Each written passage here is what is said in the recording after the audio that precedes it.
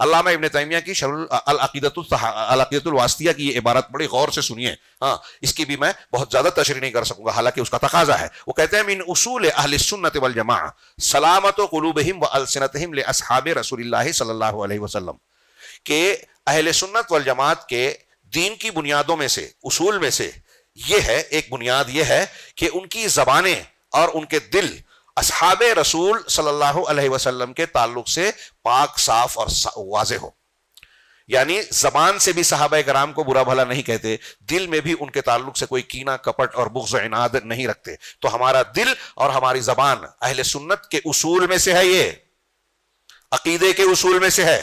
تو اصول اہل سنہ والجماعہ ہے کہ ہمارے دل اور زبان صحابہ کے تعلق سے پاک صاف ہے، جیسا کہ اللہ تبارک و تعالیٰ نے یہ بات اپنے فرمان میں بیان کی. والذین جاؤوا من بعدہم، جو لوگ ان کے بعد آنے والے ہیں، آتے ہیں، وہ کہتے ہیں یقولون ربنا اغفر لنا ولاخواننا الذین سبقونا بالایمان، کہ پروردگار ہمیں بخش دے اور ہمارے ان بھائیوں کو جو ایمان میں ہم سے سبقت لے گئے. ولا تجعل فی قلوبنا غلا للذین آمنوا ربنا انک رؤوف رحیم، اور ہمارے دلوں میں ایمان والوں کے لیے کینہ کپٹ مت رکھ.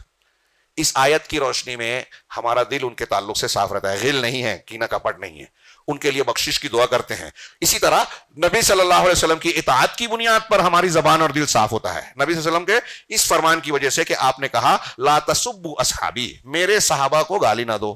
اب یہ کہتے ہیں جو لوگ گالیاں دیتے ہیں وہ انجینئر ہو، فلاں ہو، ڈھیما ہو. کہا ان فضائل میں فلاں اور فلاں شامل نہیں ہے. آپ کہاں سے دلیل لائے؟ اللہ کے رسول کہہ رہے ہیں میرے اصحاب کو گالی نہ دو. اللہ کے رسول صلی اللہ علیہ وسلم اور قرآن نے کہا اللہ ان سے راضی ہوا، تو اللہ نے کسی کو مستثنیٰ کیا کہ اس آیت سے، اس فرمان سے کچھ صحابہ مراد ہے، کچھ صحابہ خارج ہے. دھوکہ ہے، فریب ہے، ہاں ابلیسی طریقہ ہے. چنانچہ اللہ کے رسول کا فرمان مانیے کہ میرے صحابہ کو گالی مت دو، برا بھلا نہ کہو. فوالذی نفسی بیدہ، اس ذات کی قسم جس کے قبضے میں میری جان ہے. لو ان احدکم انفق مثل احد ذهبا ما بلغ مد احدهم ولا نصیفہ.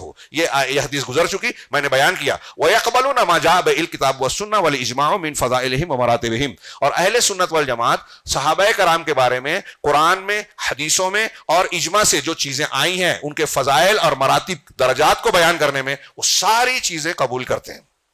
صحابہ کے بارے میں ان کی فضیلت اور ان کے مراتب کو بیان کرنے میں قرآن نے، حدیث نے جو بیان کیا اور مسلمانوں نے جو اجماع کیا، ان چیزوں کو مانتے ہیں. اسی طرح آگے علامہ ابن تیمیہ، دیکھیے اس کی تفصیل تشریح میں نہیں کر رہا ہوں، آگے بڑھ رہا ہوں.